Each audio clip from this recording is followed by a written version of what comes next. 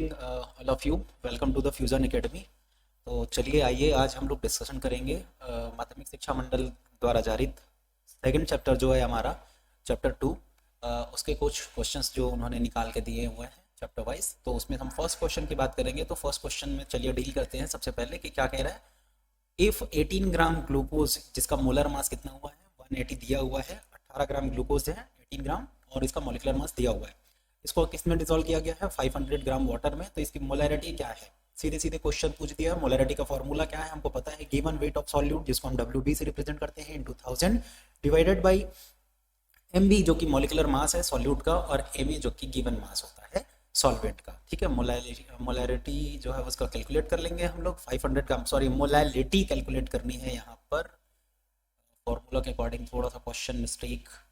ठीक है, 500 ग्राम में दिया हुआ है तो मोलैलिटी कैलकुलेट करनी है। ठीक है, चलिए तो सबसे पहले तो हम बात करते हैं कि गिवन जो वेट है वो कितना है WB जो कि 18 ग्राम ग्लूकोज दिया हुआ है, मॉलिक्यूलर मास 180 दिया है, WA दिया है। सिंपल है, फॉर्मूला पुट करेंगे, इसको टोटल ओवरऑल कैलकुलेट करिएगा, आपका 0.2 जो है वो इसमें वैल्यू आ जाएगा। चलते हैं सेकंड क्वेश्चन की तरफ। क्या है, आइसोटोनिक सॉल्यूशन पूछा है। आइसोटोनिक सॉल्यूशन, तो सबसे पहले तो मैं आप लोगों को एक चीज बता देता हूँ बेटा कि ऑस्मोसिस प्रोसेस आप लोगों ने पढ़ा होगा। ठीक है, उसी से रिलेटेड है ना, ऑस्मोटिक प्रेशर। और ऑस्मोटिक प्रेशर जब क्या हो, मान लीजिए हम कोई एक ऐसा सॉल्यूशन बना लेते हैं और यहाँ पर क्या हो जाए, इसका ऑस्मोटिक प्रेशर जो है वो सिमिलर टेम्परेचर पर जो है वो क्या हो जाए, उसका ऑस्मोटिक प्रेशर हो, यानी similar temperature similar osmotic pressure, है ना, कहीं भी बदलाव ना हो। अगर टेम्परेचर बढ़ता है तो ऑस्मोटिक प्रेशर भी बढ़ जाएगा और टेम्परेचर घटता है तो ऑस्मोटिक प्रेशर भी घट जाएगा, यानी जैसा टेम्परेचर है वैसा ऑस्मोटिक प्रेशर रहेगा। तब हम सॉल्यूशन को क्या कहते हैं, आइसोटोनिक सॉल्यूशन कहते हैं।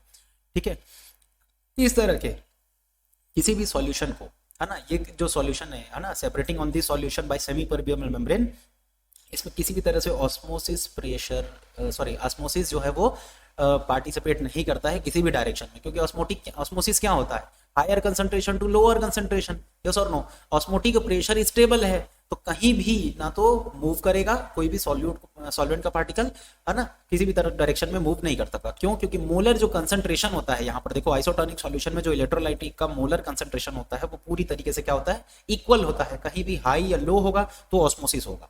ठीक है, जबकि यहाँ पर क्या है, कंसंट्रेशन पूरा क्या है, इक्वल है, इसीलिए किसी भी तरीके से ऑस्मोसिस प्रोसेस यहाँ पर नहीं होता है। ठीक है, चलिए चलते हैं बेटा नेक्स्ट क्वेश्चन की तरफ। थर्ड नंबर क्वेश्चन है जो हमारा, वो क्या कहता है, the what factors affecting solubility of gas. किसी गैस को अब हमको डिसॉल्व करना है, किसमें, वाटर में या लिक्विड में, तो उसके लिए क्या क्या फैक्टर हो जाएंगे। तो सपोज करते हैं कि चलिए हम एक छोटा सा डायग्राम बना लेते हैं। ये हमारा कंटेनर हो गया और ये हमारी लिक्विड जो है ना सॉल्वेंट के रूप में है और इसमें हमने गैस को डिसॉल्व करना है। तो देखो सबसे इंपॉर्टेंट फैक्टर ये है कि अगर गैस वाटर में डिसॉल्व होने के लिए कैपेबल ही नहीं है, गैस होना ही नहीं चाहता, उसका नेचर ही नहीं है कि वो वाटर में डिसॉल्व हो सके, तो वो ये गैस के नेचर पे सबसे पहले तो डिपेंड करेगा। अगर गैस का नेचर अच्छा है कि वाटर के साथ बढ़िया अच्छे से घुल मिल सकता है, लाइक अमोनिया, क्योंकि अमोनिया के साथ वो क्या बना लेता है, जैसे वाटर की बात करें तो हाइड्रोजन बॉन्ड। ठीक है, तो यहाँ पर ये घुल सकता है। लेकिन अगर गैस का नेचर ही नहीं है वो लिक्विड के साथ घुले, तो वो कभी भी घुल नहीं सकता किसी भी कंडीशन पे। ठीक है ना, सबसे इंपॉर्टेंट बात होती है गैस के नेचर पे। दूसरा क्या होता है, सॉल्वेंट का भी नेचर। भाई दो दोस्त आपस में मिलेंगे, अगर A और B को आपस में मिलना है तो दोनों के मिलने के लिए क्या होना चाहिए, इनके बीच में अच्छी अट्रैक्शन फोर्स होनी चाहिए। अगर मान लीजिए गैस का नेचर नहीं है लिक्विड से मिलने की, या सॉल्वेंट का ही नेचर नहीं है कि मैं उस गैस को अपने में डिसॉल्व करूं, तो ये दोनों ही किसी कंडीशन में नहीं मिल पाएंगे। तो दोनों के नेचर सबसे पहले इंपॉर्टेंट है। दूसरा, तीसरी बात सबसे इंपॉर्टेंट फैक्टर क्या है, देखो टेम्परेचर, और चौथी है प्रेशर। किसी भी गैस को डिसॉल्व करना हो तो हमको क्या करना पड़ता है बेटा, टेम्परेचर को घटाना पड़ता है और प्रेशर को क्या करना पड़ता है, बहुत ज्यादा हाई प्रेशर लगाना पड़ेगा। जब आप यहाँ सराउंडिंग से हाई प्रेशर लगाएंगे तभी यहाँ पर गैस के जो मॉलिक्यूल है वो लिक्विड के अंदर आ पाएंगे। और इसके लिए आपको इसको गैस की काइनेटिक एनर्जी को कम करने के लिए टेम्परेचर को भी क्या करना पड़ेगा, घटा देना पड़ेगा। ठीक है, तो ये बेसिक इंपॉर्टेंट 4 फैक्टर आप यहाँ पर देख सकते हैं। ठीक है, चलिए नेक्स्ट क्वेश्चन की तरफ चलते हैं। क्वेश्चन नंबर 4 क्या कहता है हमारा, for an ideal solution that obeys laws, conditions बताने हैं आपको आइडियल सॉल्यूशन के, क्या क्या कंडीशंस हो सकते हैं। आइडियल सॉल्यूशन किसको बोलते हैं, सबसे पहले तो आइडियल सॉल्यूशन वो सॉल्यूशन होते हैं जो क्या करते हैं, राउल्स लॉ को स्ट्रिक्टली फॉलो करते हैं। ठीक है, इसमें क्या नहीं होना चाहिए, अगर आप मान लीजिए कि एक सॉल्यूट और सॉल्वेंट को मिलाते हैं तो जनरली क्या होता है, सपोज करें कि आप सॉलिड या लिक्विड को मिलाए तो आपको पता चलेगा कि हीट में चेंजेस होता है। ठीक है, डेल H आपको मिलेगा ही मिलेगा। ठीक है, पहले उसमें उतनी हीट नहीं थी, लेकिन डिसॉल्व करने के बाद हीट या तो एक्सोथर्मिक होगा या तो एंडोथर्मिक होगा, तो हीट या तो कम होगी या तो ज्यादा होगी। ठीक है। दूसरा, अगर आपने मान लीजिए लिक्विड लिक्विड सॉल्यूशन मिलाया है तो वॉल्यूम में चेंजेस होने को देखने को मिलेगा ही डेफिनेटली। लेकिन यहाँ पर आइडियल सॉल्यूशन के लिए कंडीशन क्या है, यहाँ पर किसी भी तरीके से हीट में चेंज नहीं होनी चाहिए। जब क्या करें हम, सॉल्यूट और सॉल्वेंट को मिला दें, डेल एच आपका पूरी तरीके से क्या हो जाना चाहिए, जीरो होना चाहिए। साथ ही साथ वॉल्यूम में भी कोई चेंज नहीं आना चाहिए बोला है, यानी यहाँ पर क्या हो गया, डेल वी भी क्या हो गया आफ्टर मिक्सिंग, कुछ जीरो होना चाहिए। So these are the very important factors जो क्या करते हैं बेटा एक आइडियल सॉल्यूशन के लिए इंपॉर्टेंट क्वेश्चंस इंपॉर्टेंट कंडीशंस को रेडी करते हैं। ठीक है, नेक्स्ट है क्वेश्चन नंबर 5। क्वेश्चन नंबर 5 में क्या कह रहा है, 2.5 लीटर अगर हम मान लीजिए क्या ले लेते हैं, 1 मोलर का NaOH सॉल्यूशन। 2.5 लीटर का एक NaOH सॉल्यूशन है जिसका 1 मोलर है, यानी क्या हो गया बेटा 1 मोल NaOH डिसॉल्व है कितने में, 2.5 लीटर। अब यहाँ से इसके नंबर ऑफ मोल की कैलकुलेशन आप इजी कर सकते हो, कैसे, 1 मोल डिसॉल्व है, 2.5 लीटर वॉल्यूम है ना, नंबर ऑफ मोल कैलकुलेट हो जाएगा। कैसे, इसलिए ऐसे, क्योंकि देखो यहाँ पर मोल मोल निकालने का फॉर्मूला क्या आता है, WB divided by MB divided by volume, यानी 1 मोल 40 डिवाइडेड बाई 40 इंटू 2.5, ये इसका नंबर ऑफ मोल हो गए। दूसरा क्या कह रहा है, 3 लीटर को 0.5 मोल में डिसॉल्व करना है। वापस से देखो 0.5 ml कंसंट्रेशन, यानी 0.5 मोल जो है वो कितने में घुला है, 3 में, तो 0.5 डिवाइडेड बाई 40 डिवाइड इंटू कितना कर दो, 3 लीटर, ये इसके नंबर ऑफ मोल हो गए। अब आपको इसके नंबर ऑफ मोल निकालने हैं, ये देखिए ये इसके नंबर ऑफ मोल हो गए एक्चुअली यहाँ पर, है ना, इसके नंबर ऑफ मोल हो गए। अब यहाँ पर आपको चेक करना है कि क्या बोल रहा है क्वेश्चन आगे, देखो रिजल्टिंग मोलैरिटी निकालना है। जब उन दोनों सॉल्यूशन को हम आपस में मिक्स कर देते हैं तो रिजल्टिंग जो मोलैरिटी होगी वो कितनी होगी। तो सबसे पहले तो हम इसके पूरे रिजल्टिंग वॉल्यूम को कैलकुलेट कर लेते हैं। तो देखो 2.5 लीटर का एक सॉल्यूशन है, 3 लीटर का एक सॉल्यूशन है, तो टोटल 5.5 लीटर तो हमारा वॉल्यूम ही हो गया, यस और नो। 5.5 लीटर का सॉल्यूशन हो गया। अब इसका जब हमको मोलैरिटी निकालना है तो सिंपल है, मोलैरिटी का फॉर्मूला रख दीजिए, है ना, इन दोनों के नंबर ऑफ मोल्स को आप टोटल कर लीजिए, तो टोटल नंबर ऑफ मोल्स कितने हो जाएंगे, तो नंबर ऑफ जो मोल होंगे पूरे 1 लीटर में वो कितने हो गए, इतने हो जाएंगे। ठीक है, ये नंबर ऑफ मोल्स कैलकुलेट हो जाएंगे यहाँ से, और इसको ओवरऑल फॉर्मूला में आप अगर मोलैरिटी के फॉर्मूला में इसको रख करके वैल्यूज को आप पुट कर देंगे तो आपको मोलैरिटी यहाँ पर इजीली 0.73 मोलर का सॉल्यूशन आपको देखने को मिल जाएगा। कैलकुलेट करके देख लीजिएगा। ठीक है, thank you so much. Next question में चलते हैं।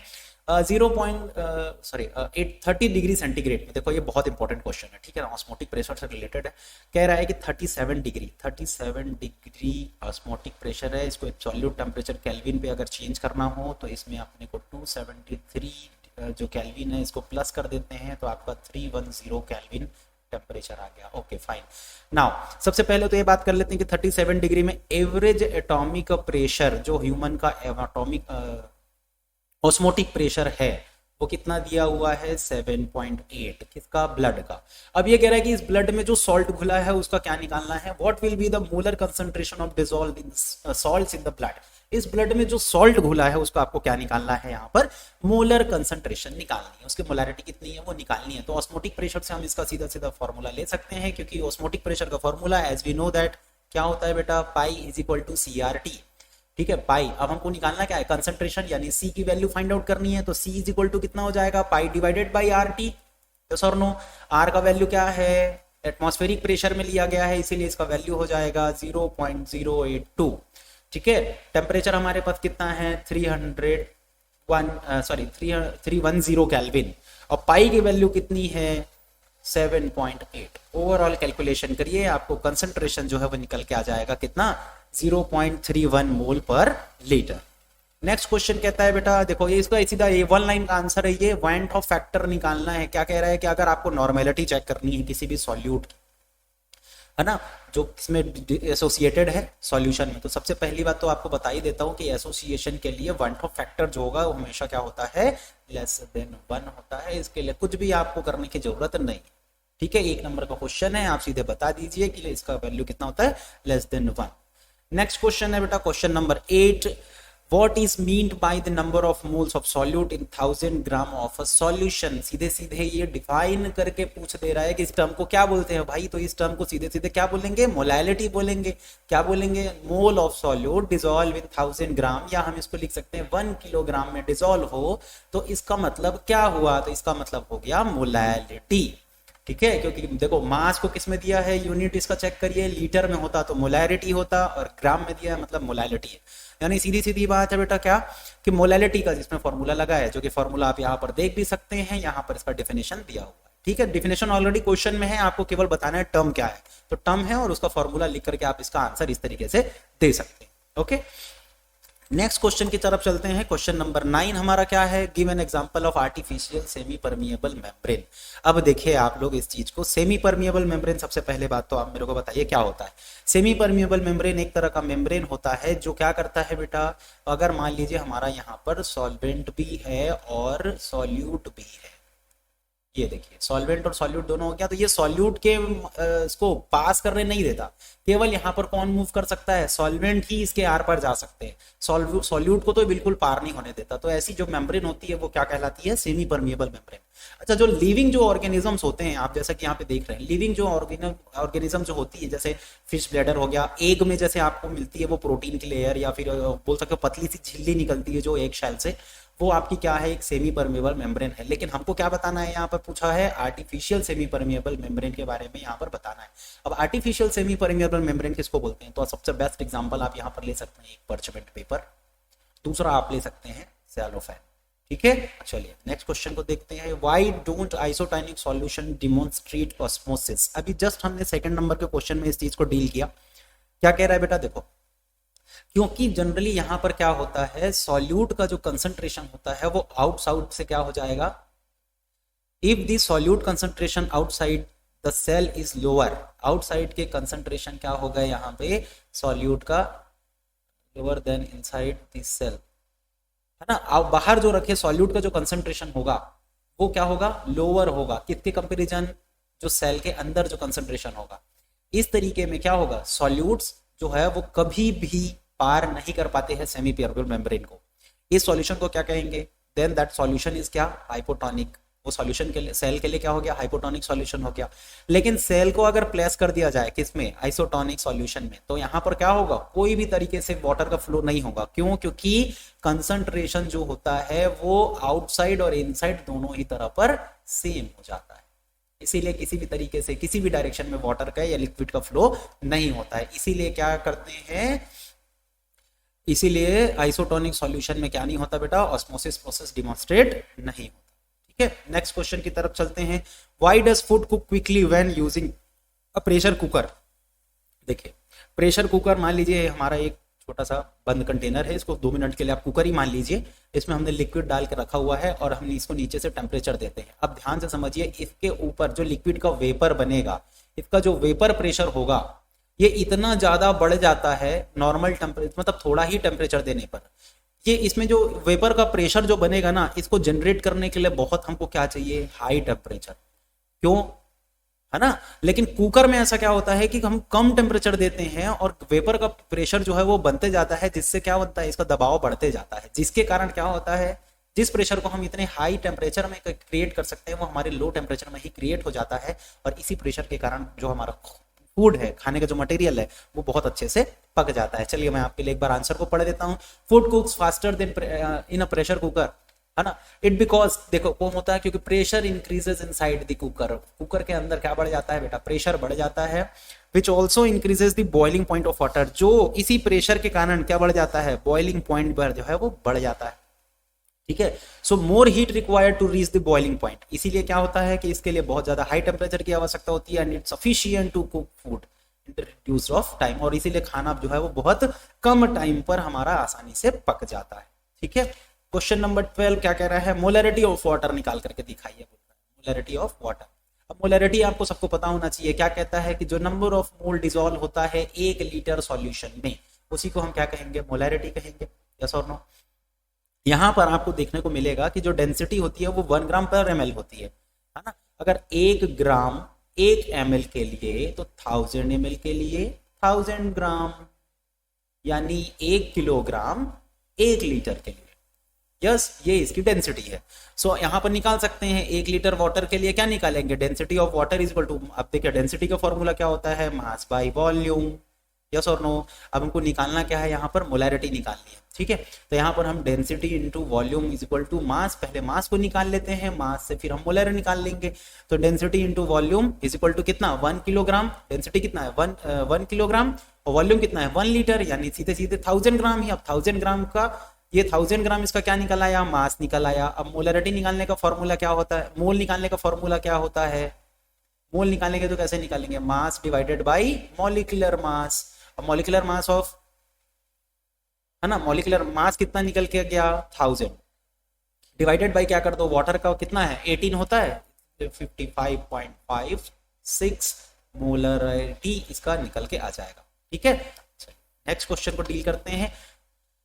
कैम्फर जो है often use, why is camphor often use for determining molar masses of substances. देखो, this properties depends on the solute of particles solution and are known as colligative property. देखो बेटा, किसी भी चीज के लिए अगर पार्टिकल रिस्पॉन्सिबल हो सॉल्यूट का, जहां पर सॉल्यूट का नेचर, जहां पर सॉल्यूट का नेचर डिपेंड ना करे, क्या डिपेंड करे, नंबर ऑफ पार्टिकल्स, कितने नंबर ऑफ पार्टिकल्स हैं, तो ऐसी जो प्रॉपर्टी होगी किसी भी सॉल्यूशन की वो क्या कहलाती है, इसकी कोलिगेटिव प्रॉपर्टी होती है।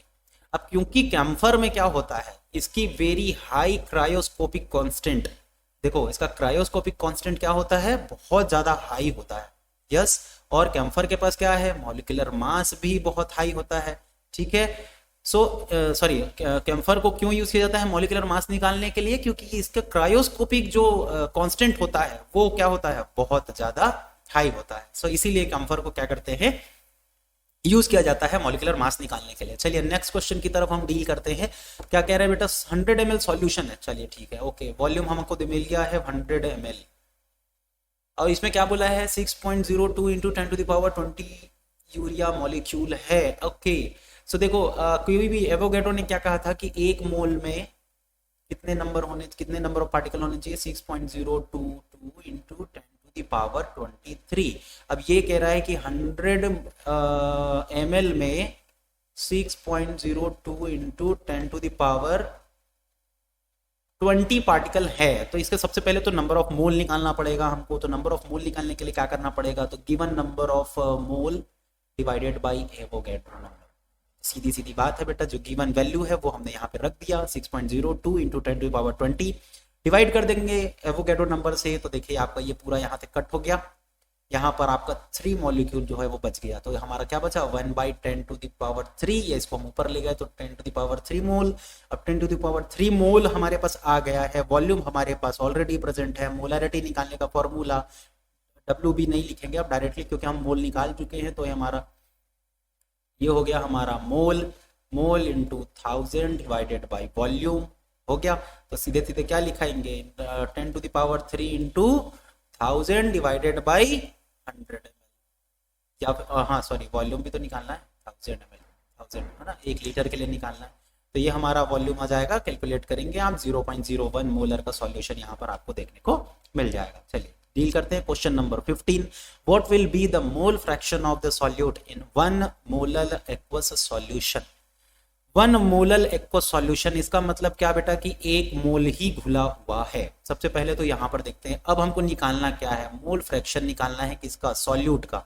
सॉल्यूशन में बताया नहीं गया है, यानी 1 मोल घुला, अब 1 मोलर बोला है यानी 1000 लीटर में घुला है, ठीक है। तो 1 मोलर सॉल्यूशन मींस क्या, 1 मोल, सबसे पहली बात जो मैंने पहले बता दी है। और ये डिजोल्व है किसने में, 1000 ग्राम है ना, क्योंकि मोलैलिटी है तो ग्राम में वेट आएगा। तो मास ऑफ सॉल्यूट तो आपका निकल आया 1, सॉल्वेंट का जो मास है वो हो गया 1000। तो नंबर ऑफ सॉल्वेंट का मोल निकाल देंगे। अब इसका मोल निकालेंगे, देखो इसका तो मोल ऑलरेडी दिया हुआ है, तो सॉल्वेंट का मोल निकालना पड़ेगा। तो 1000 डिवाइडेड बाई 18 कितना होता है, 56.55, नहीं सॉरी 55.56, यस इतना आएगा नंबर ऑफ मोल।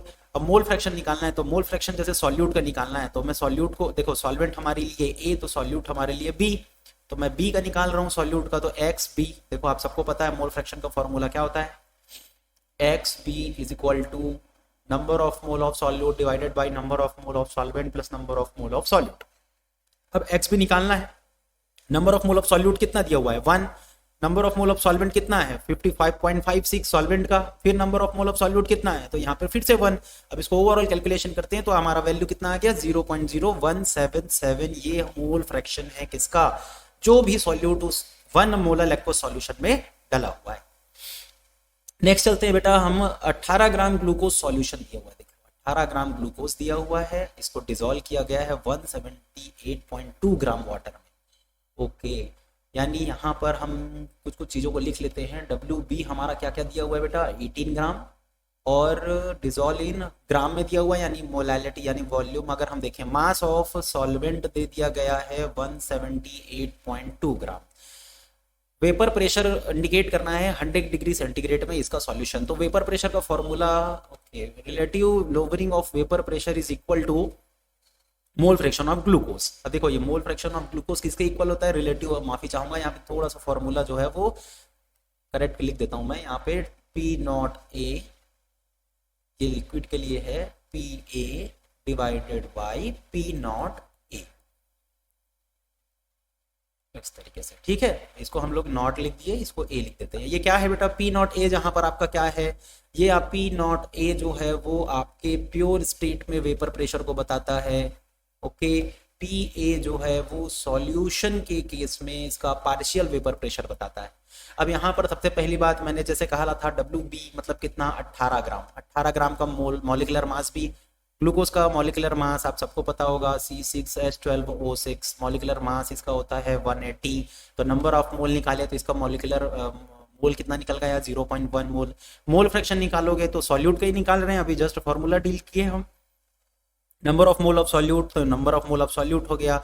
वाटर का अगर आप निकालते हो, किसमें डिसॉल्व कर रहे हैं हम लोग, वाटर में, 178.2 ग्राम। तो ये गिवन वेट है, देख लीजिए 178.2 ग्राम डिवाइडेड बाई इसका मॉलिक्यूलर मास से आप क्या कर दें, डिवाइड कर दें, तो आपको निकल आएगा 9.9 समथिंग, ठीक है। तो ये इसके नंबर ऑफ मोल हो गए। तो total number of mole of solution है ना, ये हो गया। आप कैलकुलेट करिए 0.01 वैल्यू आ गई इसकी, यानी मोल फ्रैक्शन तो आपको पता चल गया। अब इस फॉर्मूला में हमको इस वैल्यू को पुट कर देना है। देख लीजिए मोल फ्रैक्शन ऑफ सॉल्यूट कितना आया 0.01। जो वाटर का जो क्या बोल सकते हैं ऑस्मोटिक वेपर प्रेशर होता है प्योर स्टेट में, वो होता है 760। तो हमने वैल्यू पुट कर दी 760 minus P divided by 760 is equal to mole fraction कितना निकला ग्लूकोज का 0.01। टोटल इस ओवरऑल फॉर्मेशन को अगर आप देखें और सॉल्व करेंगे तो आपको वैल्यू निकल के आएगी 752.4 टॉर, ये इसका प्रेशर, ठीक है। चलिए नेक्स्ट क्वेश्चन की तरफ चलते हैं। What will be the mole fraction of solute in 1.00 m aqueous solution. 1.00 m aqueous solution, इसका मतलब क्या 1 मोल, ये तो यहीं से क्लियर हो गया है ना। और सॉल्यूट बोल रहा है मतलब ये क्या, what will be the mole fraction निकालना है। 1 मोल जो किसमें घुला है 1000 ग्राम में, यस। अब ये सीधी सीधी बात है, देखो 1 mole aqueous solution means 1 mole तो किसका हो गया सॉल्यूट का, यानी mole of solute. Number of B क्या दे दिया गया है 1 मोल, ठीक। तो नंबर ऑफ ए निकालना है। अब नंबर ऑफ ए का वेट दिया हुआ है कितना 1000 ग्राम में, इसका नंबर ऑफ मोल निकालने के लिए क्या कर दो, इसके मॉलिक्यूलर मास से डिवाइड कर दो। तो मॉलिक्यूलर मास से डिवाइड करोगे तो 1000 डिवाइडेड बाई 18 कितना आता है वैल्यू 55.56। तो अब यहाँ पर मोल फ्रैक्शन निकाल लीजिए, तो ये हो जाएगा मोल फ्रैक्शन यानी क्या number of XB is equal to number of mole of solute divided by number of mole of solute plus number of mole of solvent. सीधे सीधे फॉर्मूला लग दीजिए, ये हो जाएगा। और नंबर ऑफ मोल कितना है 1 मोल, ठीक है। वापस से NB की वैल्यू 1 ले लेते हैं और यहाँ पर ले लेते हैं सॉल्वेंट का 55.56। सो ओवरऑल हमारा जो वैल्यू आ गया वो आ गया यहाँ पर 0.0177 मोल फ्रैक्शन जो है वो इसकी वैल्यू हो गई, ठीक है। नेक्स्ट क्वेश्चन है बेटा हमारा क्वेश्चन नंबर 18। बहुत इंपॉर्टेंट क्वेश्चन है और बहुत बेहतरीन क्वेश्चन है ये, मेरे को बहुत पसंद आया ये क्वेश्चन जो है। क्या पूछ रहा है, देखो 750 ml का एक सॉल्यूशन जो कि कितना है 0.5 ml कंसंट्रेशन का है, और दूसरा जो सॉल्यूशन बना रहे हैं वो 0.2 ml HCl का बना रहे हैं जो कि कितना है 250 ml का है। अब इन दोनों का क्या निकालना है रिजल्टिंग सॉल्यूशन। कहने का मतलब क्या हुआ बेटा, पहले तो हम इस सॉल्यूशन के क्या निकाल लेंगे मोलैरिटी, इस सॉल्यूशन की मोलैरिटी, और फिर दोनों सॉल्यूशन को हम क्या करेंगे आपस में मिक्स करेंगे, और जो रिजल्टिंग जो सॉल्यूशन बनेगा उसकी फिर से मोलैरिटी निकालनी है। तो सबसे पहले मोलैरिटी का तो फॉर्मूला आप यहाँ से देख सकते हैं, ठीक है। बाकी कुछ देखने की नीड नहीं है, या केवल मैं एक्सप्लेन कर रहा हूँ, वो आप समझ लीजिए। मोलैरिटी का फॉर्मूला क्या होता है, देखो मोल का भी अगर इसमें थोड़ा सा और डिवाइड कर दूं, मोलैरिटी इज इक्वल टू क्या होता है, WB इंटू 1000 यानी given weight of solute divided by क्या होता है, मॉलिक्यूलर मास और वॉल्यूम। अब WB divided by MB is equal to क्या कहलाता है, मोल। तो सीधा सीधा फॉर्मूला निकल गया, mole into 1000 divided by volume. यहाँ पर हमको सबसे पहले देखो मोल कहीं नहीं दिया हुआ है ना, हमको कंसंट्रेशन दिया है, आपको वॉल्यूम दिया हुआ है, मोल कहीं नहीं दिया, यानी मोलैरिटी दी गई है, वॉल्यूम दिया गया है। तो मोल हम यहाँ से निकाल लेंगे, तो मोल निकालेंगे तो क्या हो जाएगा, मोल निकालने का सीधा सीधा फॉर्मूला क्या हुआ, देखिए आप ध्यान देंगे यहाँ पर, मोल निकालेंगे तो क्या हो जाएगा, मोलैरिटी इंटू वॉल्यूम, ये देखिए molarity into volume divided by क्या हो जाएगा 1000। डन। तो यहाँ से आप मोल निकाल लीजिए। तो सबसे पहले हम किसका निकाल लेते हैं, सबसे पहले हम फर्स्ट वाले सॉल्यूशन का निकालेंगे। कौन से वाले सॉल्यूशन का, 0.5 मोलर कंसंट्रेशन और 75 ml वाले का। देखो मोलैरिटी कितनी दी गई है, 0.5 ml और इंटू 750 ml इसका वॉल्यूम है, डिवाइडेड बाई क्या कर देंगे 1000। तो पहले का तो नंबर ऑफ मोल आ गया ये, तो इसको मैं मान लीजिए 1 ले लेता हूँ वैल्यू, है ना। दूसरा हमारा सॉल्यूशन कितने का था, 0.2 ml कंसंट्रेशन और 250 ml। तो यहाँ पर मोल है, माफ करिएगा, यहाँ पर मेरे को लिखना है 0.2 ml इंटू कितना कर देंगे 250 डिवाइडेड बाई क्या हो गया 1000। ठीक है, ओवरऑल इसको अगर हम लोग सॉल्व करते हैं तो आ गया हमारा 0.5। तो हमारे पास ये दो वैल्यू मिल गई, ये फर्स्ट हो गई हमारी, ये सेकंड वैल्यू हो गई। अब हमको क्या करना है, इनकी मोलैरिटीज यानी इन दोनों सॉल्यूशन को अब रिजल्टिंग सॉल्यूशन बनाना है। रिजल्टिंग सॉल्यूशन बनाना है यानी इन दोनों सॉल्यूशन को तो सबसे पहले मिला दो। मिलाने के बाद आप खुद चेक करिए, 0.375 प्लस कितना कर देना है आपको 0.5, तो टोटल आपको कितना आ गया 0.875, ये वैल्यू निकल गई। सॉल्यूशन कितने का हो रहा है वो भी चेक कर लीजिए आप, 750 प्लस कितना करना है 250 ml। देखो एक सॉल्यूशन 750 ml का था, दूसरा सॉल्यूशन 250 ml का था, तो टोटल आपका कितना बन गया 1000 ml का। 1000 ml का यानी कितना, मोलैरिटी निकालोगे आप इसकी, तो 1000 ml मतलब कितना 1 लीटर, यानी क्या 0.875 मोल जो है वो कितने में घुला है 1 लीटर में, यानी यही इसकी क्या है मोलैरिटी है। सिंपल सा क्वेश्चन था। ठीक है, चलिए next question number 19। Question number 19 क्या कहता है, what will be the density, density calculate करनी है किसकी, 3.6 m मोलर की सल्फ्यूरिक एसिड सॉल्यूशन है ना। सल्फ्यूरिक एसिड लिखा हुआ है, सल्फ्यूरिक एसिड का मतलब हो गया H2SO4, तो इसका MB निकल के आ जाएगा कितना 98। ठीक है, आप यहाँ से कैलकुलेट कर सकते हैं 32 प्लस 64, तो आपका निकल के आ गया 98, विच 29%। अच्छा, ये बोल रहा है कि 29% H2SO4 सॉल्यूशन है, तो मान लीजिए 29% का मतलब क्या 100 यानी 29 ग्राम तो आपका क्या मिल गया। अगर हम 100% का सॉल्यूशन ही बनाए हैं, 100 ml का ही सॉल्यूशन बना लेते हैं, तो 29 ग्राम इसमें क्या है आपका गिवन वेट हो गया। चलिए, तो यहाँ पे सॉल्यूट करते हैं इसको सीधे सीधे, तब हमको डेंसिटी कैलकुलेट करनी है। तो सबसे पहले तो हम मोलैरिटी ऑफ द सॉल्यूशन में आ जाते हैं। यहाँ पर क्या बोल रहा है बेटा, मास परसेंटेज निकालेंगे तो 29% है, यानी हम सीधा सीधा कैलकुलेट कर दिए 29। 100 ml का हमारा 100 ग्राम का सॉल्यूशन बन रहा है, तो 29 ग्राम उसमें क्या है H2SO4 है। Let the density of solution in gram ml। तो डेंसिटी निकालेंगे कैसे हम, डेंसिटी कैसे निकाला जाएगा, चलो देखते हैं। डेंसिटी निकालने के लिए फॉर्मूला होता है, डेंसिटी निकालने के लिए क्या फॉर्मूला यूज करेंगे, मास बाय वॉल्यूम। ठीक है ना। तो यहाँ पर हमको क्या करना है, देखिए अलग अलग आपको फॉर्मूला दिया हुआ है ऑलरेडी। इसमें 3.60 क्या दी गई है, यहाँ पर मोलैरिटी दी गई है, तो मोलैरिटी यहाँ पर लिख लेते हैं। तो 3.60, ये देखिए आप formula molarity of the solution दिया हुआ है, ये 3.60 इसकी मोलैरिटी हो गई। ओवरऑल अगर हम फॉर्मूला बनाएंगे तो कितना आ जाएगा, देखिए ये हो जाएगा W divided by MB, okay, divided by volume into density. अब इस फॉर्मूला को थोड़ा सा ब्रेक डाउन कर लेते हैं, तो ये हो जाएगा WB into density divided by volume MB into volume. अब इस तरीके से हम डेंसिटी निकाल सकते हैं। यहाँ पे मोलैरिटी दिया हुआ है आपको 3.60, ओवरऑल इस चीज से आप इसको कैलकुलेट करिए तो आपका डेंसिटी निकल कर जाएगा 1.22 ग्राम पर मिलीलीटर। ठीक है, लास्ट क्वेश्चन है क्वेश्चन नंबर 20। क्या बोल रहे हैं कि मोलैरिटी निकालनी है, अगर है ना, क्या निकालनी है, molarity of the solution is double. देखो क्या कह रहा है कि value of the molar depression constant. अच्छा, इसमें ये कह रहा है बेटा क्वेश्चन में कि क्या हो, मोलैलिटी को अगर कोई एक सॉल्यूशन बना है, ठीक है, और ये मोलल सॉल्यूशन में बना हुआ है, अगर इसकी सॉल्यूशन को क्या कर दिया जाए, मोलैलिटी को डबल कर दिया जाए, तो इस मोलल डिप्रेशन कांस्टेंट यानी जो Kf से इसको डिनोट किया जाता है उसमें क्या फर्क पड़ेगा। तो सबसे पहली बात तो ये हो गई कि जो Kf होता है, सबसे पहले आप ये जानिए Kf जिसको आप किस नाम से जानते हैं, मोलल डिप्रेशन कांस्टेंट, ठीक है। यानी ये फ्रीजिंग ऑफ डिप्रेशन आप पढ़ते हैं, डिप्रेशन इन फ्रीजिंग पॉइंट, तो उसमें ये कांस्टेंट का साइन लगता है एक Kf, जिसको हम मोलल डिप्रेशन कांस्टेंट कहते हैं, ठीक है।